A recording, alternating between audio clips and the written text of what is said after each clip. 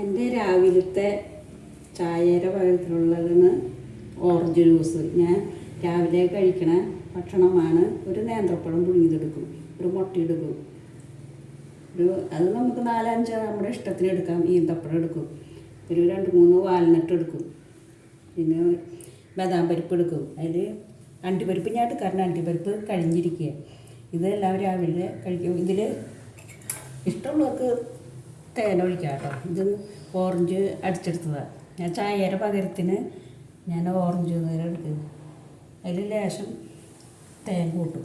അത് ഇഷ്ടമുള്ളവർക്ക് തേൻ കൂട്ടിയാൽ മതി. ഞാൻ പഞ്ചസാര അതിൽ ഇട്ടടിക്കാറില്ല. അതിൻ്റെ പകരം ഞാൻ തേന എടുക്കുക. ഇതെല്ലാം നമുക്ക് ഈ കടി ഉണ്ടാക്കുക, രാവിലെ കടി ഉണ്ടാക്കുന്നതിലൊക്കെ എത്ര എളുപ്പമെന്ന്. നമുക്ക് ശരീരത്തിനും നല്ലതാണ്. പെട്ടെന്ന് അങ്ങോട്ട് വിശക്കൂല. ഈന്തപ്പഴമൊക്കെ കഴിക്കുന്നത് വളരെ വാൽനട്ടൊക്കെ ഈ വയറ്റിലെ ക്യാൻസറൊന്നും ഉണ്ടാകാണ്ടിരിക്കാനൊക്കെ തടയാനൊക്കെ നല്ലതാണ്. അതുപോലെ ഈ ബദാം പരിപ്പൊക്കെ തലമുടിക്കും കണ്ണിനും എല്ലാത്തിനും നല്ലതാണ്. ഇത് സൗന്ദര്യം വയ്ക്കാനും മുട്ടയും തലമുടിക്കും. നേന്ത്രപ്പഴം ഷുഗറുള്ളവർക്കും ഒരു നേന്ത്രപ്പഴം ഒരു ദിവസം കഴിച്ചുകൊണ്ട് ഷുഗർ കൂടുന്നില്ല.